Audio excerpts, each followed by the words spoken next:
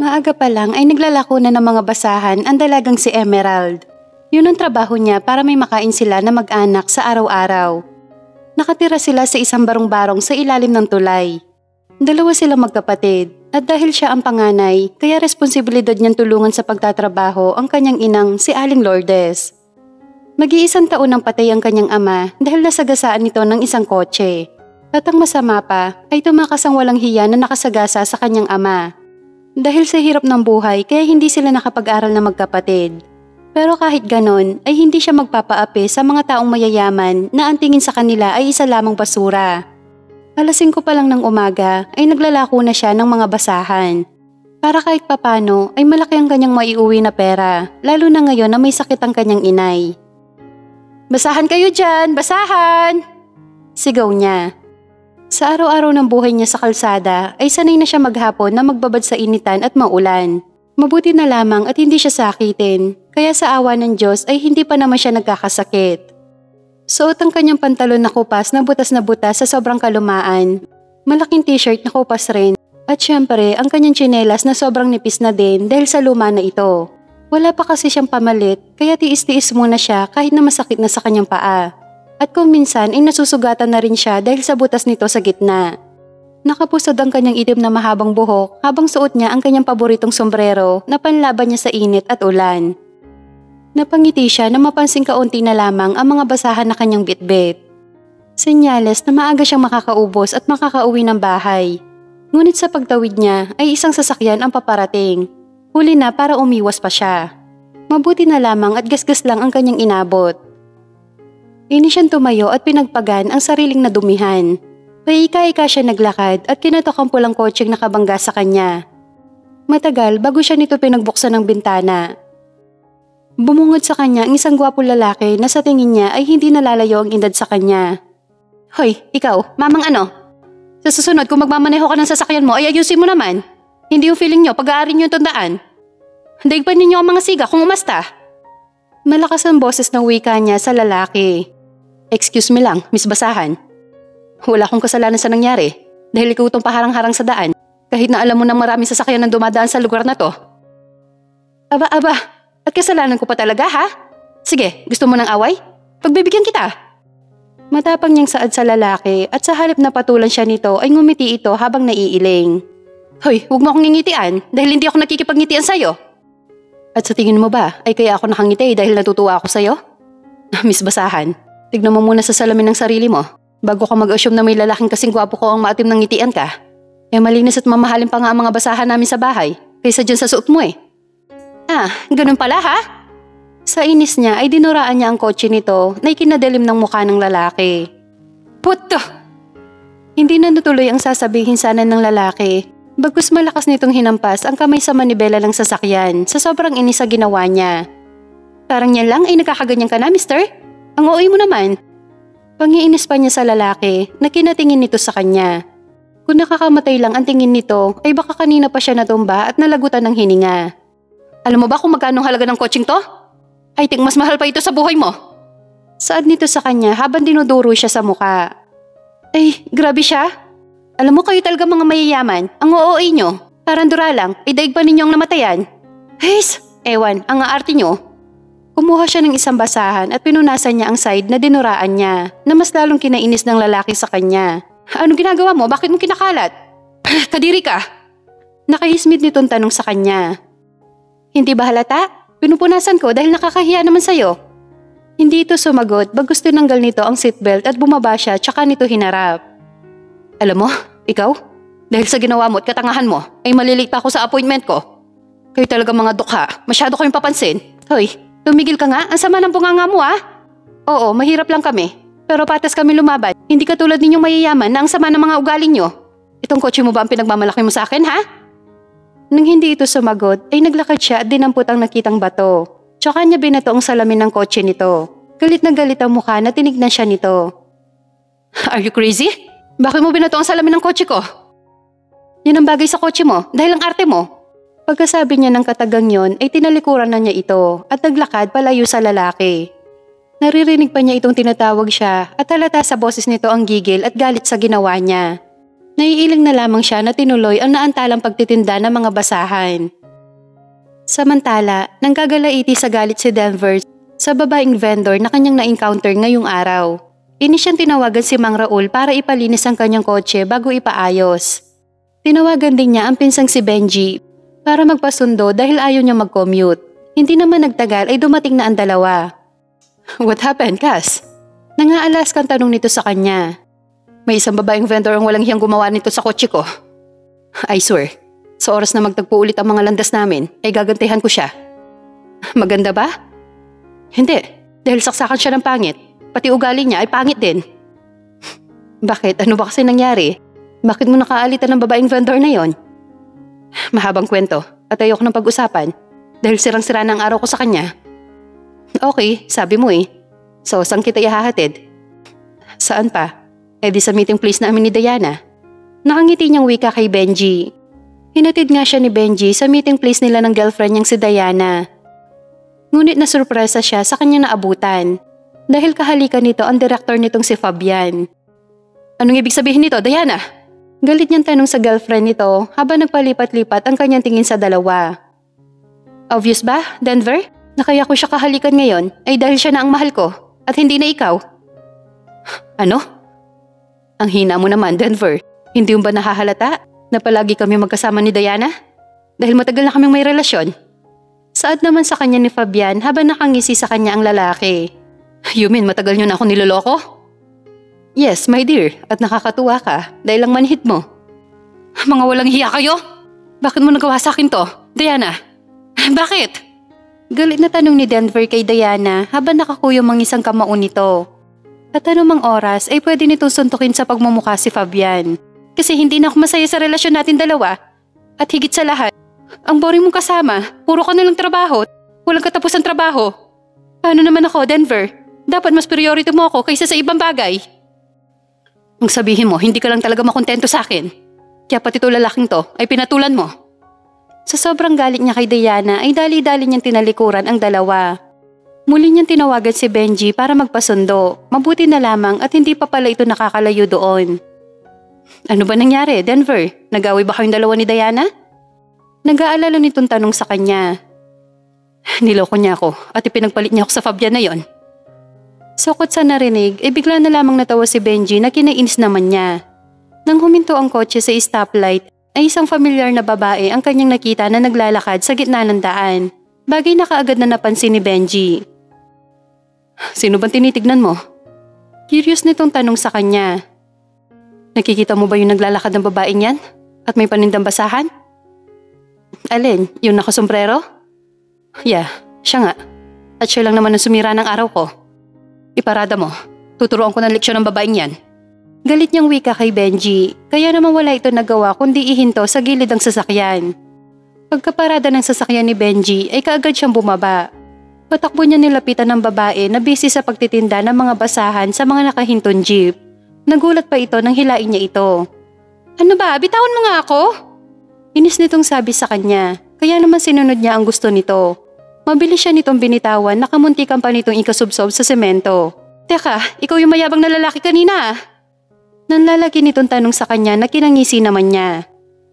Mabuti at natatanda mo pa mukha ko. Ang akala mo ba'y basta-basta ko na lamang hahayaan ang ginawa mo sa kotse ko? Anong ibig mong sabihin? Natataranta nitong tanong sa kanya. Bayaran mo ako sa damage ng kotse ko. Or else, ipapakulong kita. Matigas niyang wika sa babae. Napansin niya na hintakutan nito sa sinabi niya. Wala akong perang pambayad sa'yo. Kita mo naman ito lang ang pinagkakakitaan ko, ang pagtitinda ng mga basahan. Parang awa mo na sir, wag mo na akong ipapakulong. Lahat gagawin ko, sabihin mo lang kung anong iuutos mo sa akin. Pagmamakaawa nito sa kanya. Kanina lang, ang tapang-tapang mong sagot-sagutin ako. Tapos ngayon daig mo pa ang anghel ko makiusap sa akin?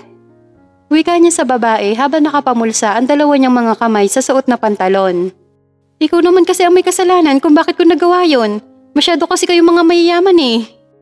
Abat, hindi na niya natuloy ang naisabihin sa babae dahil pinigilan siya ni Benji. Tama na, Denver. Hindi naman masyado malaki ang damage ng kotse mo. Kaya patawarin mo na itong si Miss Emerald po. Pagpapakilala nito kay Benji. Anyway, Emerald, bibilhin ko na lahat ng mga paninda mo para makauwi ka ng maaga sa inyo. Talaga po, sir? Nakangiti nitong tanong kay Benji. Yes, my dear. Natatawa na lamang si Denver sa nasaksihan sa kanyang harapan. Muli niyang binalingan ng tingin ang babaeng nangangalang Emerald. Saan ka nakatira? Para alam ko kung saan kita hahanapin kapag may kailangan ako sa'yo. Sa barong-barong po dyan sa ilalim ng tulay. Ano? Bakit? Anong masama kung doon kami nakatira, ha? Wala.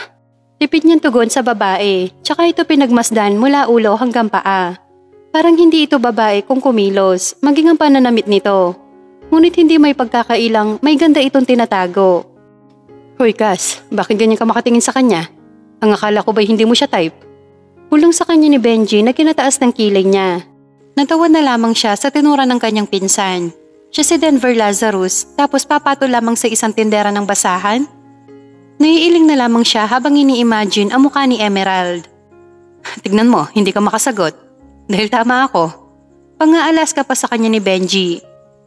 Hoy, hindi mo ako katulad na kahit sino na lang ay papatulan. At saka alam ko magkakabalikan pa kaming dalawa ni Diana.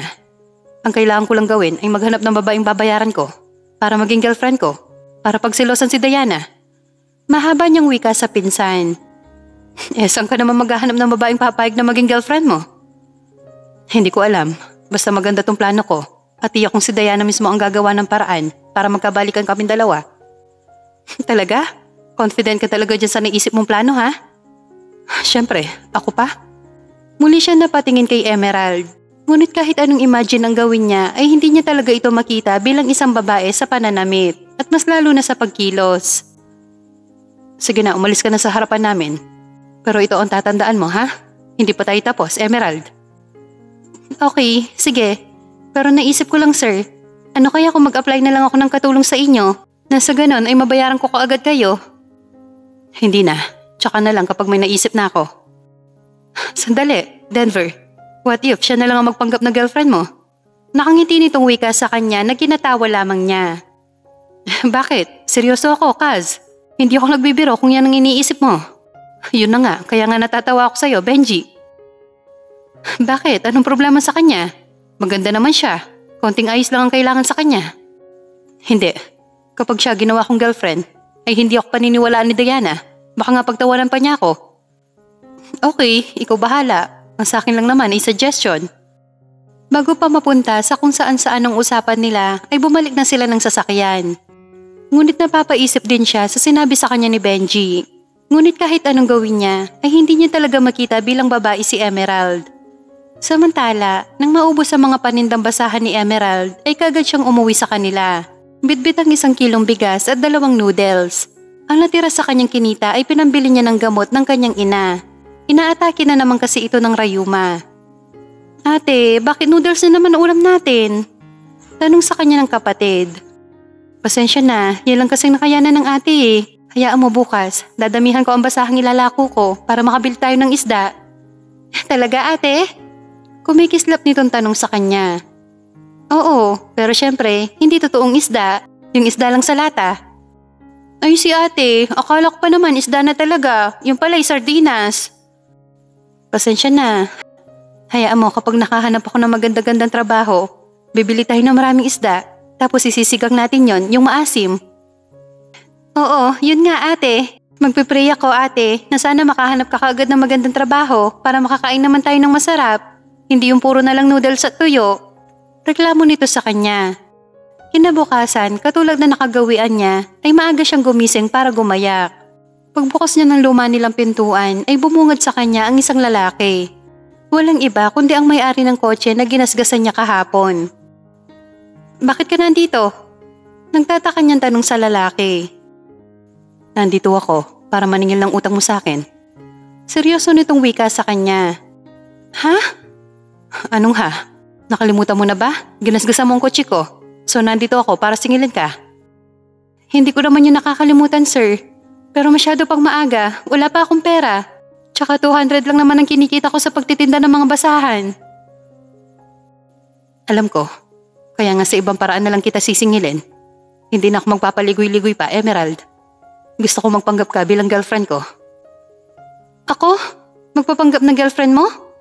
Bakit ako? Wala na akong choice. Babayaran ko bawat araw mo sa akin. Magkano naman? 30,000. Isang buwan. Bukod doon, hindi na kita sisingilan sa pagpapagawa ng kotse ko. Deal? Sigurado ka? 30,000 a month? Mukha ba akong nagbibiro? Naiinis niyang wika kay Emerald. Kung sakaling pumayag ako sa gusto mo, may mga kondisyon sana ako sa'yo. Napansin niya nagsalubong ang mga kilay nito sa kanya. Wala kang karapatan na magbigay ng kondisyon, Emerald. Dahil sa ating dalawa ay ako ang boss at ako ang masusunod. Inis nitong wika sa kanya. Alam ko naman yon, pero syempre babae ako. At saka magpapanggap akong girlfriend mo. Mahirap na. Mawalang galang na ha? Linawin ko lang. Hanggang pagpapanggap lang ang gagawin mo. Dahil wala naman akong planong totohanin yon. Look at yourself, Emerald. Hindi ikaw ang tipo kong babae. Dig mo pa ang lalaki sa galawan at pormahan mo. Anong gusto mo? Magdress ako? O bestida habang naglalako ng basahan? Tapos naka-makeup? Alam mo ikaw, kung iinsultuhin mo lang pala ang pagkatao ko, mas mabuti pa umalis ka na at iba na lang ang alukin mo. Galit niyang wika kay Denver bago ito tinalikuran, ngunit maagap nitong hinawakan ang isa niyang kamay. Sorry na kung may nasabi ako nakasakit sa'yo. Please, pumayag ka na sa alok ko. Kaysa magtinda ka ng basahan everyday, pagod ka pa. Dito sa alok ko, magkakapera ka ng walang kahirap-hirap. At bukod doon, hindi ka pa mabababad sa initan. Okay, sige, pumapayag na ako sa alok mo. Pero pumayag ka din sa mga kondisyon ko. Deal? Okay, deal. Ano ba yung mga kondisyon mo, ha? Naiirita nitong tanong sa kanya. Una, magiging mabait ka na sa akin, hindi mo na ako susungitan. Pangalawa, hindi mo ako pwedeng halikan.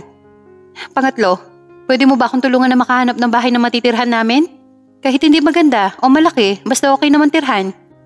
At pang-apat, pwede bang i-advance ko na yung sasahurin ko sa buong isang linggo? Ang dami naman yan. Narinig niyang bulong nito. May sinasabi ka ba? Wala. Ang sabi ko, okay, sige mamaya ibibigay ko sa iyo ang advance payment mo. Happy? Salamat, Denver. Mamayang hapon pupuntahan kita dito. Dahil mamayang gabi mag-uumpisa ka na sa trabaho mo sa akin. Sige, anong oras ka ba pupunta?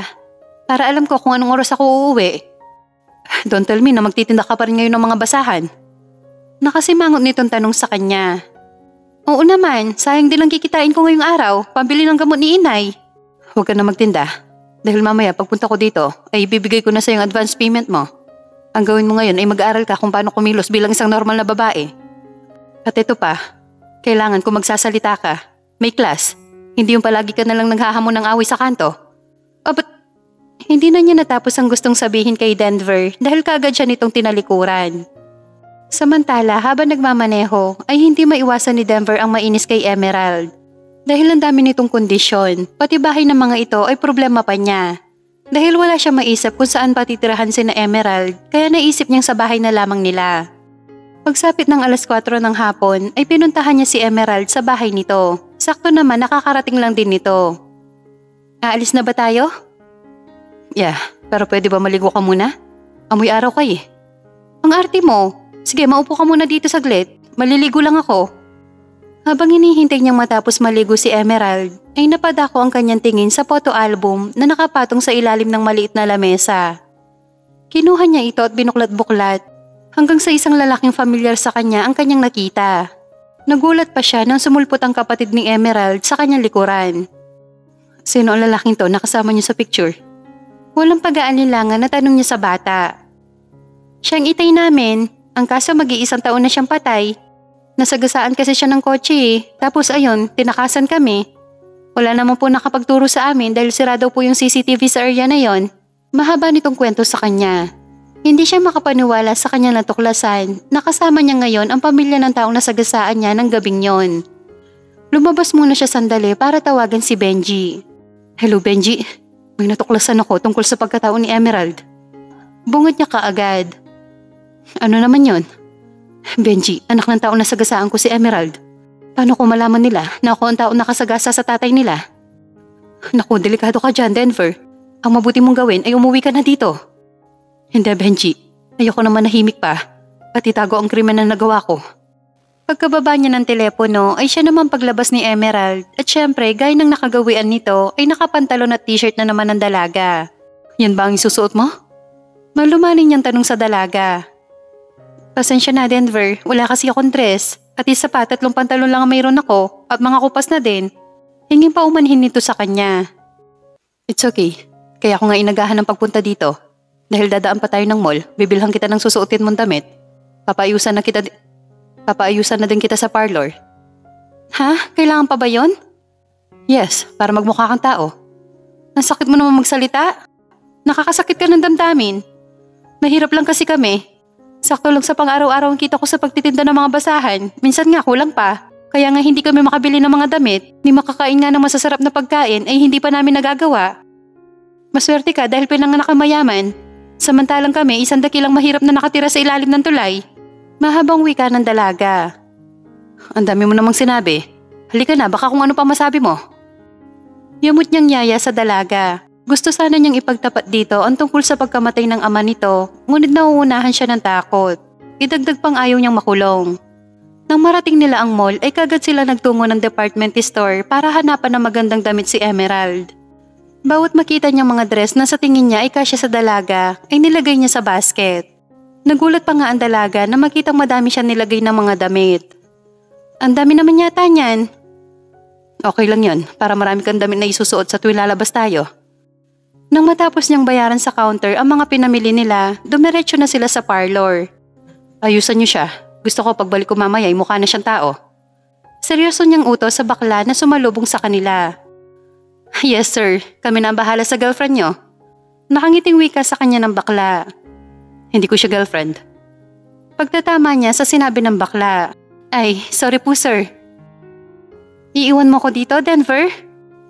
May kailangan lang akong puntahan. Babalik din naman ako kaagad. Samantala, nang makaalis si Denver ay inumpisahan na siyang ayusan ng bakla. Yan totoo miss, saan ka napulot ni sir? Maya-maya ay tanong sa kanya ng bakla. Correction, hindi niya ako napulot dahil pinuntahan niya ako sa bahay namin at niyaya makipag-date sa kanya. Diniinan pa niya ang salitang date para inggitin ng bakla. Ay, grabe, ang taray. Sa itsura mong yan ay nakuha mo ang atensyon ng isang Denver? Bakit? Ano bang itsura ko, ha? Naiinis niyang tanong sa bakla. Ang ayaw niya sa lahat ay yung minamaliit siya. Never mind, ikaw naman hindi ka na mabiro. Alam mo girl, sa totoo lang, maganda ka kapag naayusan.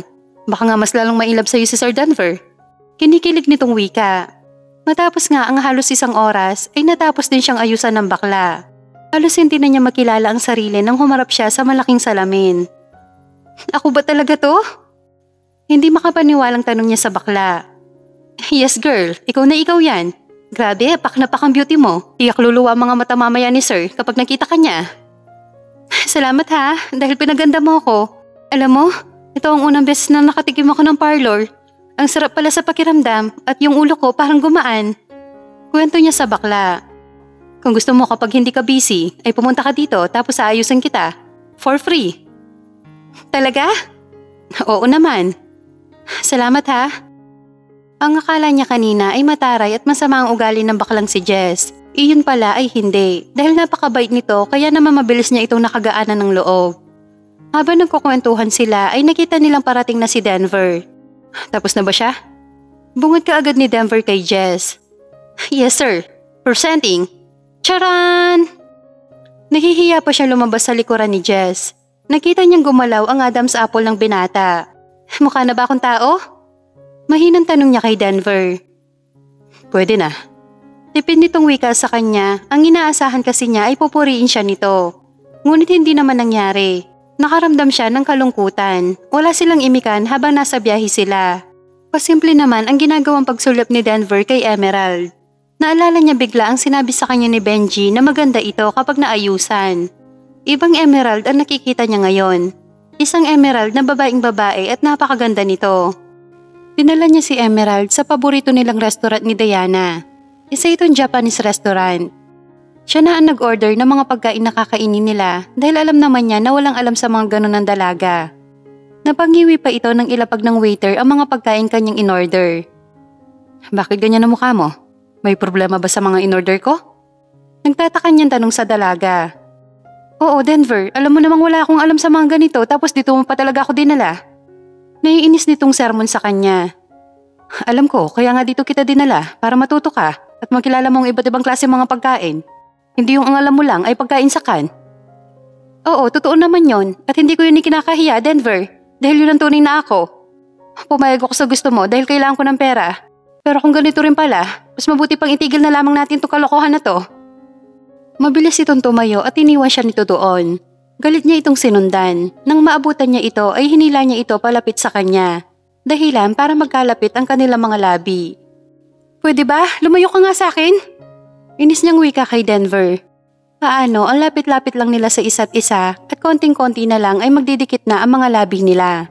Lumayo ito sa kanya at naglakad papuntang sasakyan. Sumunod na lamang siya sa binata. Habang nasa biyahe silang dalawa ay wala silang kibuan. Bagay na mas gusto niya. Ayaw kasi niya na mag-away na naman sila ng binata dahil tiyak naman niya na hindi siya rito mananalo. Nang makarating sila sa bahay nila ay kaagad siyang bumaba. Walang lingon-likod na iniwan niya sa kotse ang binata. Ni hindi man lang siya nagpaalam rito o nagpasalamat dahil palpak ang una nilang lakad. Samantala, nangingit-ngit naman sa sobrang inis si Denver sa dalaga dahil sa ugaling kanto nito. Ni hindi marunong magpasalamat, bagay na pinakaayaw niya sa lahat. Kung hindi lang talaga niya iniisip na may kasalanan siya rito dahil sa nangyari sa ama nito ay hinding-hindi niya ito pagtitiisan. At mas lalong hindi na niya ito pagpapanggapin na girlfriend niya para lamang pagselosin si Diana. Kinabukasan, nakahanda ng gumayak si Emerald nang may kumatok sa pintuan nila. Nang buksan niya ito, ay mukha ni Denver ang kanyang nakita. Anong ginagawa mo dito? Di ba sinabi ko sa'yo kagabi na ayaw ko na maging girlfriend mo? Inis niyang turan sa binata. Huwag ka mag-alala, hindi ako nandito para sa bagay na yan. And besides, masyado pang maaga para mag-date tayo. Eh kung hindi yan ang sadya mo dito, ano? Mag-impake na kayo ng mga gamit nyo. Ililipat ko kayo sa bago niyong bahay. Hindi na. Hindi ko na yung tatanggapin dahil hindi na ako magtatrabaho sa'yo. Wala akong pambayad. Salamat na lang.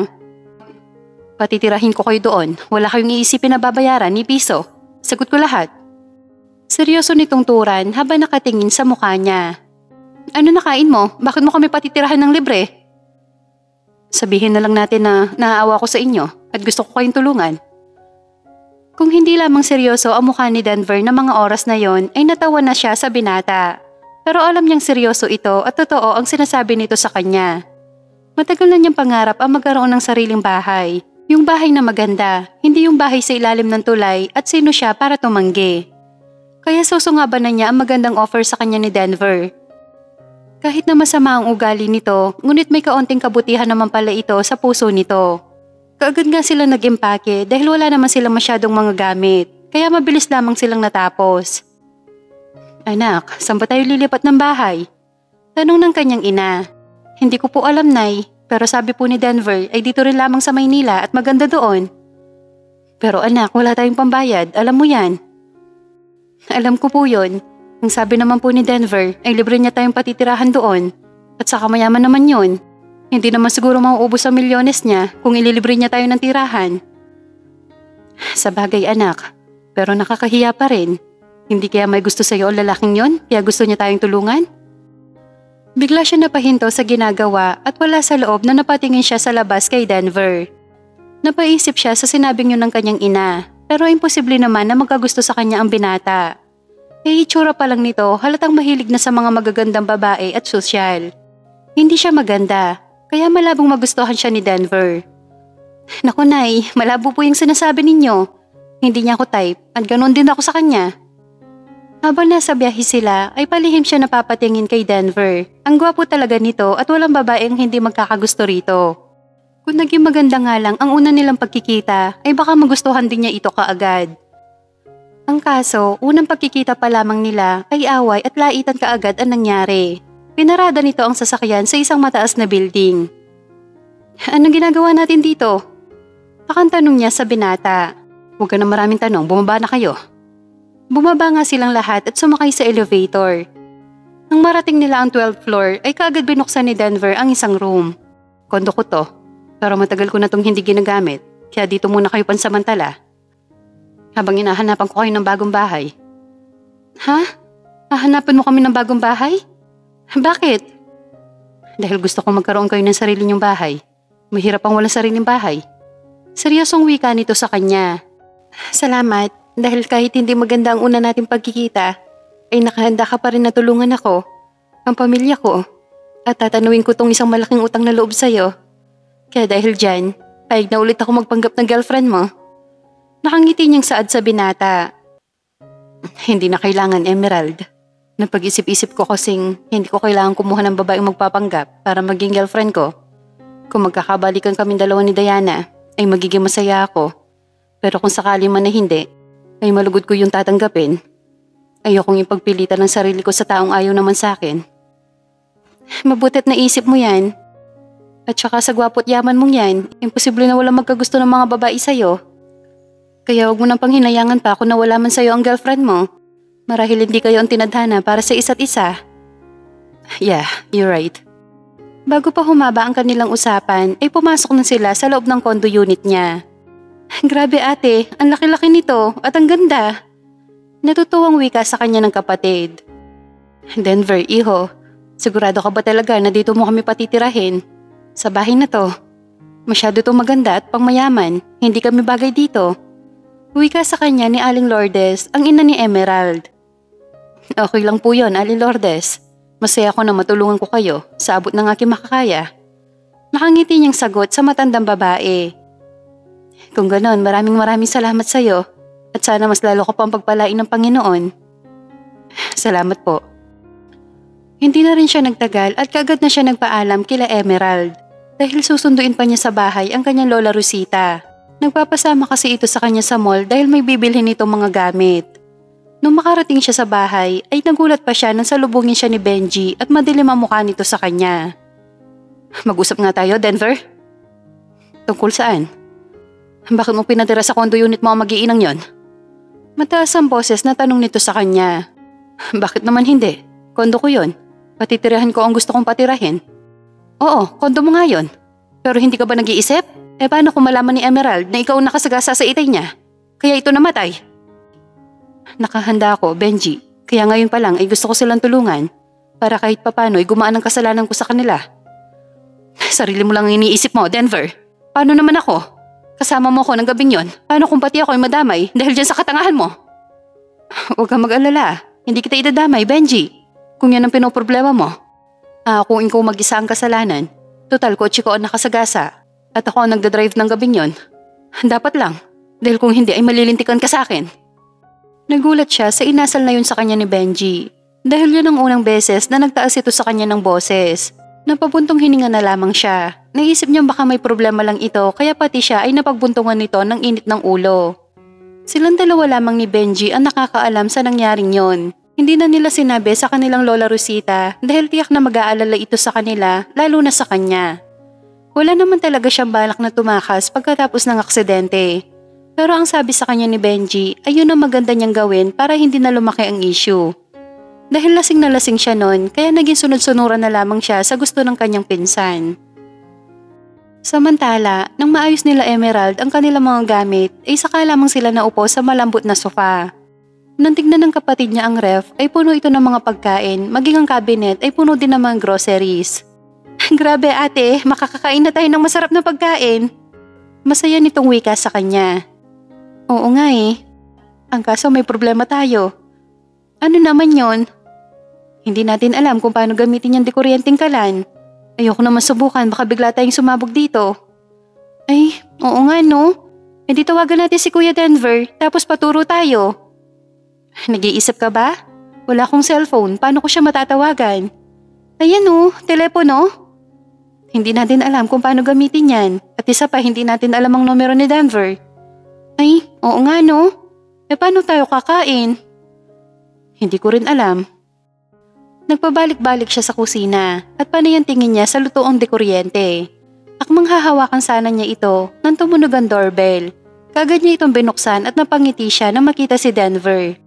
Marami itong dalang mga paper bags at nagtuloy silang dalawa sa kusina. Nilapag nito sa lamesa ang dalang mga paper bags. Ano yung dala mo? Bakit ang dami? Mga pagkain. Alam ko kasing hindi pa kayo kumakain ng lunch dahil hindi pa kita naturuan kung paano gamitin ang mga kagamitan dito. At saka dito ako kakain para makasabay ko naman kayo. Simula nga noon ay unti-unti na silang nagkakapalagayan ng loob ng binata. Mabait naman pala ito, yun nga lang may pagkakataon na masakit talaga itong magsalita. Makalipas nga ang 1 linggo ay sinundo siya nito. At isinama siya nito sa isang subdivision na halos nagagandahan ang mga bahay. Huminto sila sa 2 palapag na bahay. Anong ginagawa natin dito? At kaninong bahay to? Takang tanong niya sa binata. Ito magiging bahay niyo, Emerald. Dahil simula bukas, lilipat na kayo dito. Ha? Seryoso ka? Bahay namin to? Dito kami titira? Exactly. Niyaya siya ni Denver na pumasok sa loob ng bahay. Halos malula siya na makitang kompleto na sa kagamitan ang buong bahay. Naku Denver, sobrang nakakahiya na sa'yo. Hindi ko na matatanggap to. Pwede naman kami tumira sa maliit na bahay, yung simple lang. Ang gusto lang namin ay tumira sa maayos na bahay, yun lang. Huwag ka na mahiya pa, Emerald. Dahil ako may gusto nito at choice ko ang tulungan kayo. Pero bakit? Bakit mo to ginagawa? Anong dahilan mo? Nagtataka niyang tanong sa binata. Dahil gusto kita, Emerald. At gusto ko yung maging maayos ang buhay niyong mag-anak. Seryoso nitong sagot sa kanya. Gusto mo ako? Gusto na as in love? Yes, Emerald. I like you. O sa mas tamang sabihin, mahal kita. Kaya ko to ginagawa. Ikaw, gusto mo rin ba ako? Wait lang ha, ang bilis mo kasi, nagugulat ako. Pwede ba na pag-isipan ko muna? Sure, walang problema. Hindi naman ako nagmamadali. Nakahanda naman ako maghintay sa'yo. Dahil totoong gusto kita. Nababakas niya sa mukha ng binata na seryoso ito sa mga sinasabi sa kanya. Ang totoo niyan ay may nararamdaman din siya para sa binata. Yun nga lang ay nag-aalangan siya dahil hindi sila pareho ng katayuan sa buhay. Ginto ito samantalang siya ay tindera lamang ng mga basahan. Huwag mong idaw ng sarili mo, Emerald. Dahil kahit ano pang katayuan mo sa buhay, gusto kita, mahal kita. Pagpapagaan ng binata sa kanyang loob. Salamat, Denver. Bakit ba kasi hindi na lamang naging pantay-pantay ang katayuan ng mga tao sa buhay para masaya? Para walang naaapi at naaapakan? Huwag mo nang isipin yon. Ang mahalagay nandito na ako para sa inyo, okay? Nagpatianod na lamang siya nang yakapin siya ng binata. Samantala mula sa di kalayuan ay kitang-kita ni Benji sina Denver at Emerald. Marahas siya na pabuntong hininga. Hindi siya papayag na magkalapit ang dalawa na siya magiging dahilan upang malaman ni Emerald kung sino ang taong nakasagasa sa ama nito. Kinabukasan nga ay kaagad na sila lumipat sa bahay na bigay sa kanila ni Denver. Natutuwa siya dahil kahit hindi maganda ang una nilang pagkikita, ay napalitan naman yon na magandang pagkakaibigan at balak na niya itong sagutin. Ayaw na niyang patagalin pa, lalo pat mahal din niya ito. Pagkatapos nga nila mag-ayos ng mga gamit, ay kinausap niya si Denver. At sinabi niya rito ang nilalaman ng kanyang puso. Anong sasabihin mo sa akin? Gusto ko lang sabihin sa'yo na sinasagot na kita dahil mahal din kita. Talaga, Emerald? Oo, Denver, mahal din kita. Salamat dahil dumating ka sa buhay ko. Salamat dahil binago mo ang buhay namin. Ubod ng higpit siyang niyakap ni Denver bago ginawaran ng halik sa noo. Simula na sinagot niya ang binata ay wala na itong ginawa kundi ang pasayahin at superisahin siya. Gaya na lamang ngayon. Nandito sila ngayon sa isang malaking grocery store at halatang kilala ng mga tao doon ang binata. Sa inyo ba tong grocery store na to? Hindi niya napigilang itanong sa binata. Hindi, pero binili ko to para sa'yo. Para ito ang maging business niyong mag-anak. Ha? Sa amin na to? Gulat niyang tanong sa binata. Yes babe, para sa inyo to. Nagustuhan mo ba? Oo, sobra kong nagustuhan. Pero nakakahiya na talaga sa'yo eh. Baka kung ano nang isipin sa akin ng pamilya mo. Maghahanap na lang ako ng trabaho kahit tindera sa palengke. Diba sabi ko naman sa'yo, hindi mo kailangan mahiya sa akin. Dahil boyfriend mo ako at ako ang bahala sa inyo. Pero Denver… Shh, tama na babe. Ganito na lang. Para hindi ka na mahiya sa akin. Mamayang gabi lalabas tayo dahil may surprise ako sa'yo. Ma, surprise na naman? Denver naman, araw-araw ka na lang may surpresa sa akin, tapos ako wala. Malungkot siyang tumingin sa binata. Okay lang yon, masaya ako na mahal mo ko. At natutulungan ko kayong mag-anak. Nayakap na lamang niya ang binata, napakaswerte niya dahil nakilala niya ito. Kinagabihan nga ay sinundo siya ni Denver, dinala siya nito sa isang mamahaling restaurant. Nagulat pa siya dahil bigla na lamang ito lumuhod sa kanyang harapan. Mahal kita, Emerald. Kaya gusto sana kitang makasama sa araw-araw ng buhay ko. Pwede mo ba akong pakasalan? Bagamat nagulat siya sa sinabing niyo ng binata, ay kagad siya nakabawi sa pagkagulat. Oo, Denver, pakakasalan kita. Dahil mahal kita. Tumayo ito at kagad siyang niyakap. Nang bumitiw ito sa pagkakayakap sa kanya, ay mabilis nitong inangkin ang kanyang mga labi na kinagulat niya. Iyon kasi ang unang beses na hinalikan siya nito simula na maging sila. Hindi niya akalain na ganoon pala ang pakiramdam kapag nahalikan. Yung pakiramdam na parang lumilipad siya sa alapaap. Ginaya niya ang paraan ng paghalik nito sa kanya hanggang sa natuto na siya at nasasabayan na niya ito. Pagkahatid nito sa kanya ay kaagad din itong umalis dahil late na. Akamang papasok na sana siya sa loob ng bahay nang may magsalita sa kanyang likuran.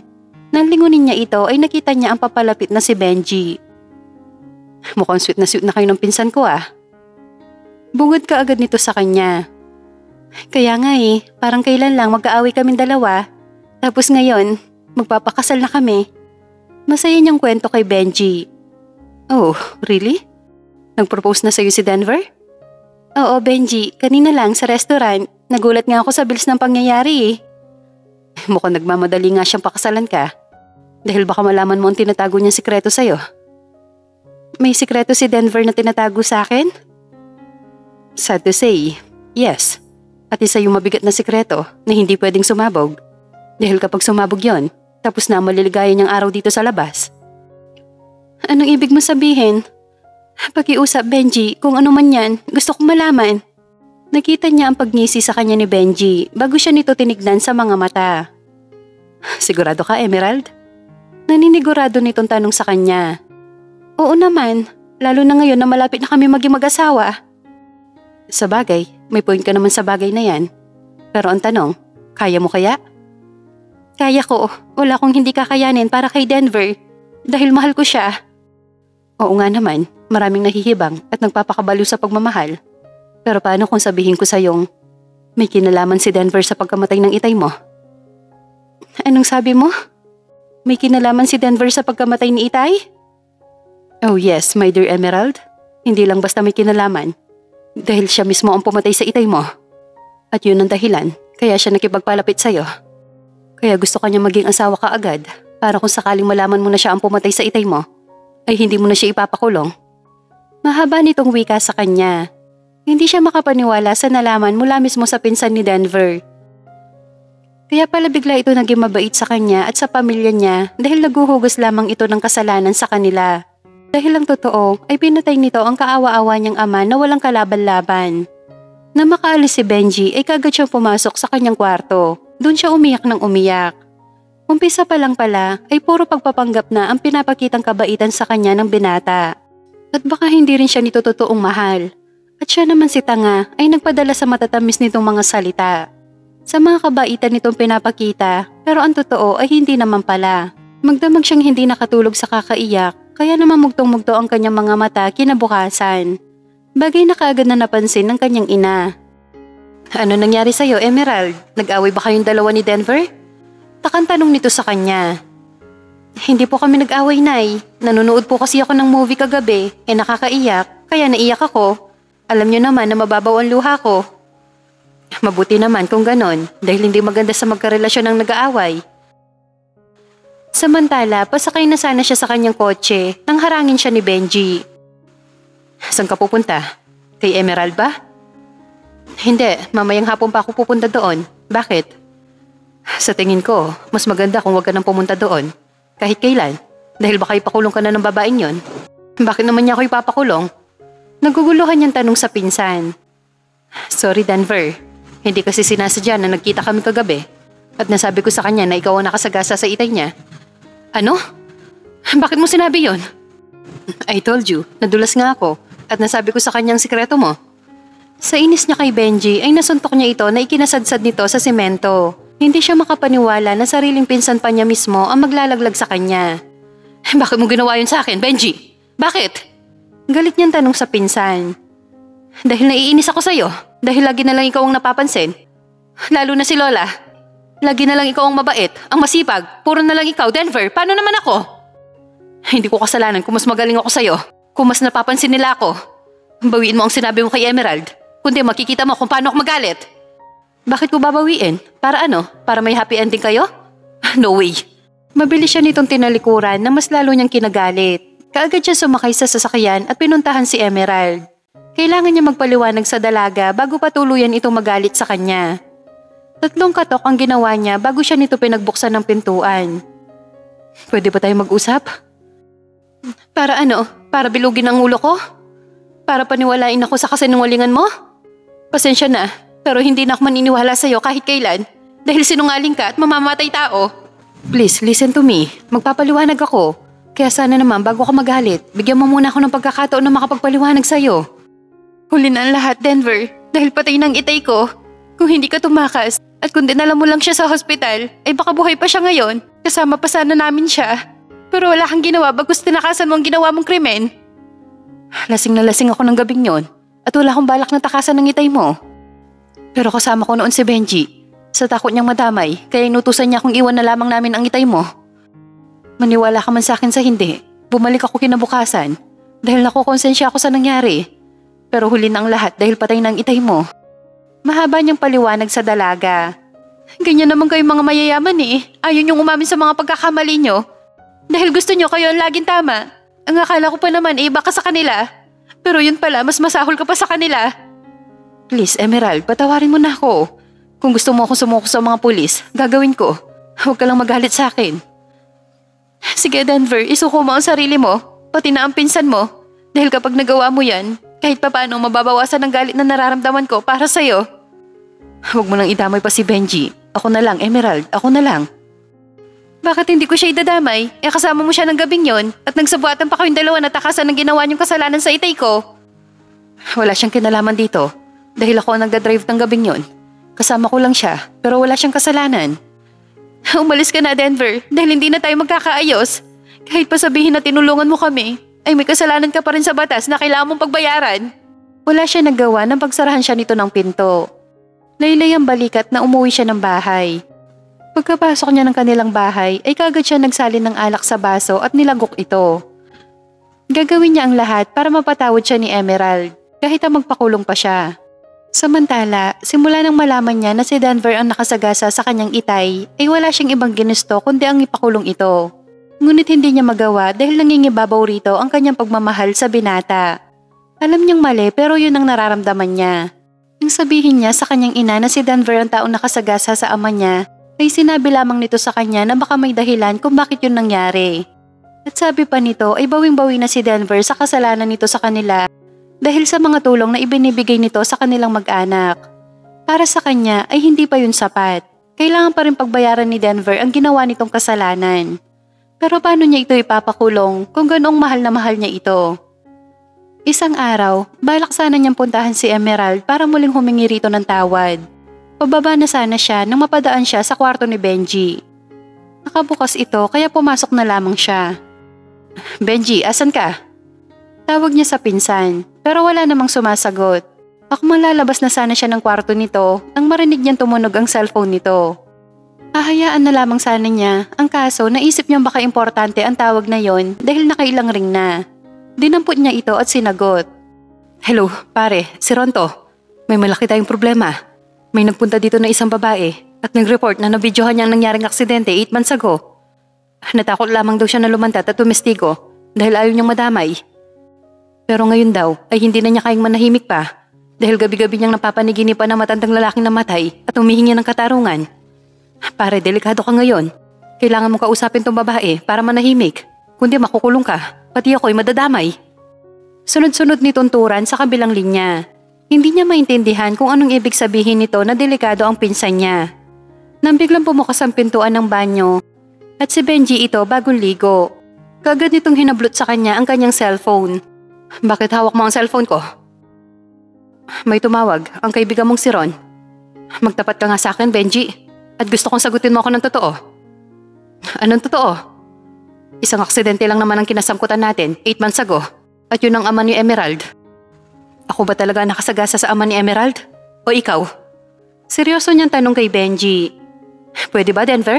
Huwag mo akong idamay sa ginawa mong kasalanan. Ikaw ang driver nun at kotse mo yon. Kaya huwag mo sa akin isisi ang katangahan mo. Okay, fine. Tatanungin ko na lamang ang babaeng witness na magkaalaman na kung sino sa ating dalawang driver ng gabi yon.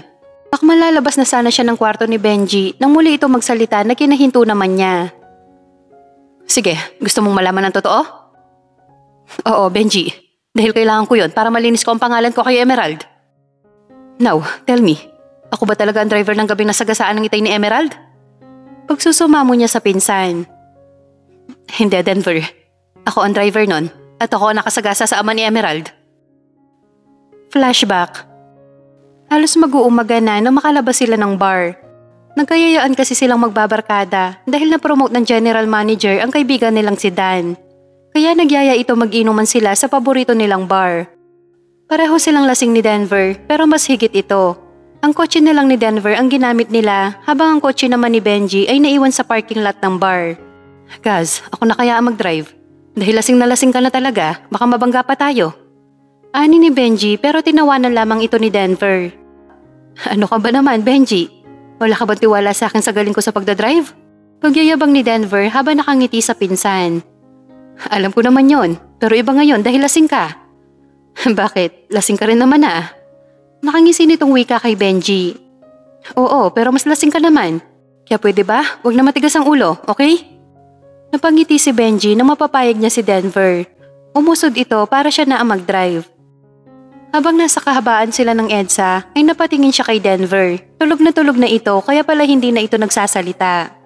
Sinipat niya ang suot na relo, mag-aalas 5 na pala ng umaga. Kaya naman binilisan niya ang pagpapatakbo ng kotse. Ngunit sa hindi inaasahan, ay nakita niyang isang lalaking tatawid at huli na para magpreno pa siya. Pikit mata niyang hinayaan na lamang na masagasaan ang matandang lalaki habang nanginginig ang kanyang mga kamay. Pagsapit ng tanghali ay pinuntahan niya sa kwarto si Denver, ngunit tulog pa ito kaya ginising na lamang niya ang pinsan. Kas, gumising ka na, tanghali na. Ani niya kay Denver, hindi naman nagtagal ay nagising na ito. Anong oras na ba? Pasado 3:00 na ng hapon. Wala ka ba naalala, Denver? About last night? Alin doon? Yung pauwi na tayo, tapos ikaw ang nag-drive ng... oo. Yung takot na takot ka kasi baka mabangga tayo? Oo, at nangyari ang kinakatakutan ko, Denver. Nakasagasa ka kagabi at patay na ang lalaking nasagasaan mo. Ha? Paano nangyari yon? Bakit wala akong maalala? Naguguluhan nitong wika habang panay ang pag-iling nito. Dahil lasing na lasing ka nga. Kakarating ko lang ngayon dahil pinuntahan ko sa hospital ang matanda. Pero patay na pala dahil hindi ito umabot ng hospital. Paano na yan ngayon, Denver? Susuko ka ba sa mga pulis? Paano ako susuko wala nga akong maalala. Pero kung nakasagasa talaga ako at napatay ko siya, kailangan ko talagang sumuko. No, Denver, hindi ka susuko dahil masisira ang pangalan natin at ang kumpanya ni Lola Rosita na ilang taon niyang pinaghirapan bago mapalago. Hindi ka susuko dahil wala naman silang ebidensya laban sa'yo. Kaya kalma ka lang dyan, okay? Pero Benji, hindi ka nga pwede sumuko dahil pati ako'y madadami sa kasalanan mo. Walang hiya ka, Benji. Bakit mo to nagawa sa akin? Galit niyang tanong kay Benji. Dahil galit ako sa'yo. Pasalamat ka pa nga dahil yan lang ang ginawa ko sa'yo. Sa totoo lang, ang gusto ko nga sana isuplong ka sa mga pulis para mabulok ka sa bilangguan nang sa ganon wala na akong kaagaw sa mga kayamanan ni Lola Rosita. Sa labis na galit niya sa mga sandaling yun kay Benji ay inundayan niya ito ng sunod-sunod na suntok. Pero hindi ito nagpatalo dahil kaagad itong gumanti sa kanya. Hindi pa sana sila titigil sa pagsusuntukan kung hindi dumating ang Lola Rosita nila. Ano ba nangyayari sa inyong dalawa? Bakit kayo nagsasakitan? Galit nitong tanong sa kanilang dalawa. Bakit hindi niyo itanong sa magaling at paborito niyong apo? Inis niyang wika sa kanyang lola bago lumabas ng kwarto niya. Mas lalong nadagdagan ng galit niya ng mga sandaling yun kay Denver. Dahil ito na lamang ang palagi nakikita ng Lola Rosita niya. Samantalang siya ang naghirap at tumutulong dito sa pagpapatakbo ng kanilang mga hotel at restaurant. Habang si Denver naman ay puro pasarap lamang sa buhay ang alam. Ang magwaldas ng perang hindi naman ito pinaghirapan.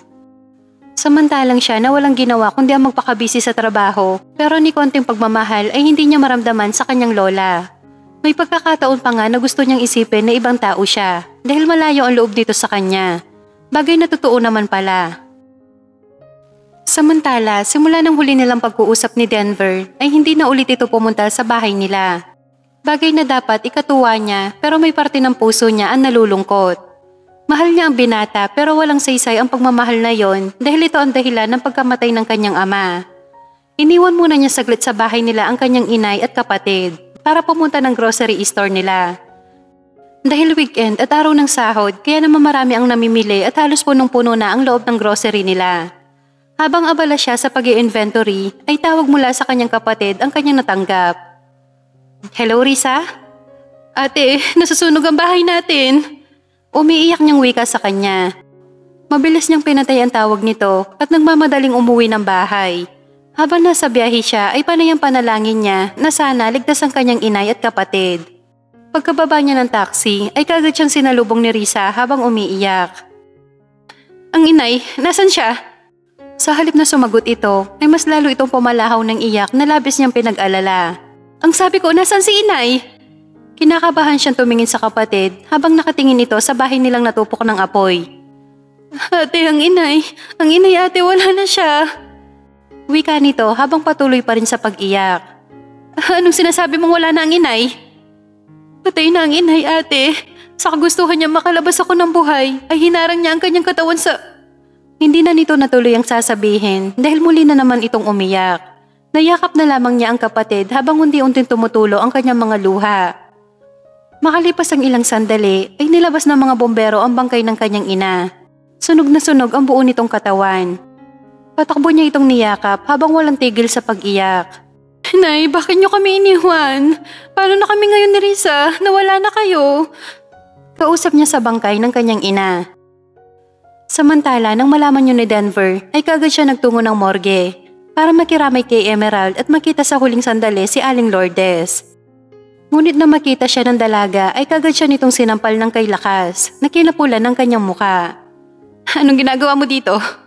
Bulyaw na tanong nito sa kanya. Nandito ako para damayan ka, Emerald. Saka naging malapit na rin sa akin si Aling Lourdes. Mahinahon niyang sagot kay Emerald. Talaga, Denver? O gusto mo lang makita kung anong ginawa mo sa inay ko? Sinagasaan mo na ang itay ko tapos ngayon naman ang inay ko. Sinong isusunod mo? Ako ba o si Risa? Galit nitong tanong sa kanya. Anong sinasabi mo? Hindi kita maintindihan, Emerald. Ganyan ka naman eh. Lagi kang pa-inosente, Denver. Alam ko na lahat na sinadya mo sunugin ang bahay namin. Dahil may nakakita at nakarinig sa mga tauhang inutusan mo. Napakasama mo, Denver. Wala kang puso. Naguguluhan siyang umiling sa dalaga dahil hindi niya alam ang sinasabi nito. Wala siyang kinalaman sa nangyaring sunog sa bahay nito. Maniwala ka sa akin, Emerald. Wala akong kinalaman sa nangyaring sunog at hindi ko magagawang ipasunog ang bahay niyo. Sinungaling! Napakasinungaling mo talaga, Denver! Hintayin mo lang na matapos sa libing ni inay dahil ipapakulong na talaga kita. Habang nasa biyahe siya, ay paulit-ulit niya naaalala ang mga sinabi sa kanya ni Emerald. At isang tao lang ang naiisip niyang gagawa ng bagay na yon. Sa halip na umuwi siya ng bahay, ay sa hotel siya dumiretso kung nasaan ang opisina ni Benji. Dahil malakas ang kutob niyang may kinalaman ito sa nangyaring sunog sa bahay nila Emerald. Nagulat pa ito nang bigla na lamang siyang pumasok sa opisina nito. Ano ba, Denver? Hindi ka ba marunong kumatok? Galit nitong tanong sa kanya. Umamin ka nga sa akin, Benji. Ikaw ba nagpasunog sa bahay nila Emerald? Sagot! Bakit? Patay na ba silang lahat? Nakangisi nitong tanong sa kanya. Walang hiya ka talaga? Bakit mo pinag-iinitan ng pamilya ni Emerald? Wala naman silang ginagawang masama sa'yo. Sa katunayan nga, ay ikaw ang malaki ang kasalanan sa kanila dahil ikaw ang nakapatay sa tatay niya. Anong ako? Ikaw ang nakapatay dahil kotse mo yon at ikaw ang alam nilang nagmamaneho ng gabing yon. Napakasama mo talaga. Maghintay ka lang, Benji, dahil sa oras na makausap ko ang witness na yon, ay ako mismo ang magpapakulong sa'yo kahit pinsan pa kita. Yun ay kung makakausap mo pa siya. Kaya kung ako sa'yo, Denver, ay tanggapin mo na lang na sa kulungan ka na mamamatay at itong mga ari-arian ni Lola Rosita ay sa akin lahat ito mapupunta. Anong ginawa mo sa witness? Kinakabahan niyang tanong kay Benji. Simple lang, Denver. Pinatahimik ko lamang siya habang buhay. Na mga sandaling yon ay hindi na niya kilala ang pinsan dahil lalaki ng pinagbago nito. Dati naman ay hindi ito masamang tao pero ngayon daig pa nito si Santana sa kasamaan na mayroon ito ngayon. Makalipas ang 2 araw ay hinatid na nga nila sa huling hantungan ang kanilang inay. Iyak sila ng iyak ni Risa habang tinatabunan ng lupa ang kabaong kung saan naroroon ang mahal nilang ina. Huwag ka mag-alala, Nay. Ipapakulong ko si Denver. Pagbabayarin ko siya sa ginawa niyang to sa inyo at kay Itay. Paalam, Nay. Mahal na mahal ka namin ni Risa. Kausap niya rito habang patuloy pa ring umiiyak. Pagkagaling niya ng sementeryo ay kagad siyang dumiretso ng presinto. Dahil nahuli na ang dalawang lalaking nagsunog ng kanilang bahay. Nang makita niya ito ay kagad niya itong pinagsasampal. Hindi pa sana siya titigil kung hindi lamang siya inawat ng mga pulis na nandoon.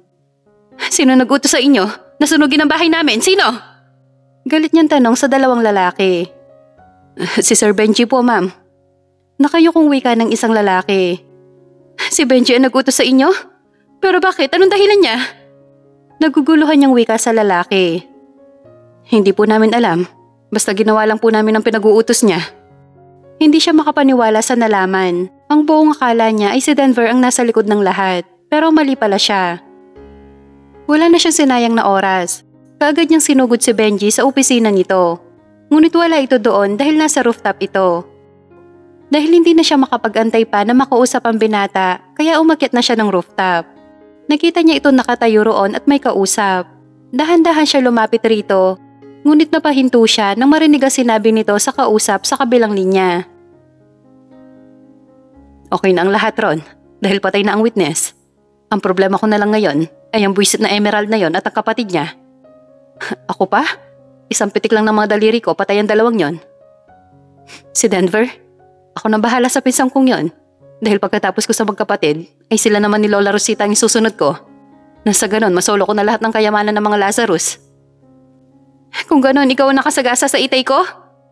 Hindi na niya napigilan pa ang magsalita sa likuran nito. Nagulat pa ito na makita siya. Emerald, ikaw pala, kanina ka pa ba dyan? Oo, kanina pa ako dito at narinig ko lahat ng mga sinabi mo. Okay, since narinig mo naman pala, kaya sige, aamin na ako sa'yo. Oo, ako nga ang nakasagasa sa itay mo. Nanguuyam itong ngumiti sa kanya. Napakawalang hiya mo. Sarili mong pinsan na ididiin mo sa kasalanang hindi naman niya ginawa? Anong klase kang pinsan, ha, Benji? Correction, hindi ko siya pinsan. Dahil hindi kami magkadugo. Alam mo kung bakit? Dahil napulot lamang ako sa kalsada ni Lola Rosita. Kaya hindi na ako magtataka kung malayo ang loob niya sa akin. Malas lamang niya dahil nag-alaga siya ng ahas na siyang tutuklaw sa kanilang maglola. Hindi siya makapaniwala sa nalaman mula kay Benji. Wala kang utang na loob, Benji. Pagkatapos kang kupkupin na talagaan ng lola ni Denver, ay ito pa ang gagawin mo sa kanila? Hindi ako papayag na magawa mo ng masama si na Denver dahil sasabihin ko sa kanila ang mga plano mo. Sa tingin mo ba, Emerald, hahayaan kitang makalabas ng rooftop na to? Pagkatapos mong malaman ang mga plano ko? Siyempre hindi, dahil dito kita papatayin. Nahintakutan siya sa winikang yun ni Benji. Kumari pa siya ng takbo, ngunit mabilis siya nitong nahawakan sa buhok. Dahilan para mapaigik siya sa sobrang sakit. Bitawan mo ako! Sigaw niya rito. Kalma ka lang, Emerald, dahil bibitawan din naman kita. Yun nga lang, pababa para siguradong patay ka. Hinila siya nito, ngunit napahinto ito nang marinig ang sunod-sunod na putok ng baril. Bitawan mo si Emerald, Benji, ako ang harapin mo!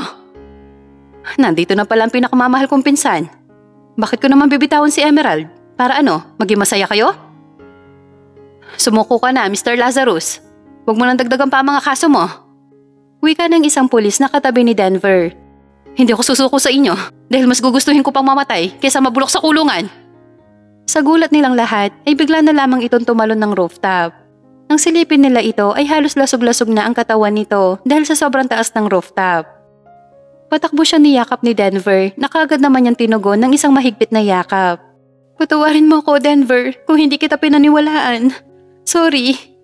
Umiiyak niyang wika sa binata. Okay lang yun, Emerald. Nangintindihan kita. Ang mahalaga ay maayos na ang lahat. Gusto kong ituloy na natin ang kasal nating naudlot. Pwede ba yon? Oo, magpapakasal ako sa'yo. Mahal na mahal kita, Emerald. Kagad siyang siniil ng isang mainit na halik sa mga labi ni Denver na tinugon niya ng buong pagmamahal. Pagkatapos ng 6 na buwan ay masayang idinaos ang kanilang kasal sa isang sikat na beach resort.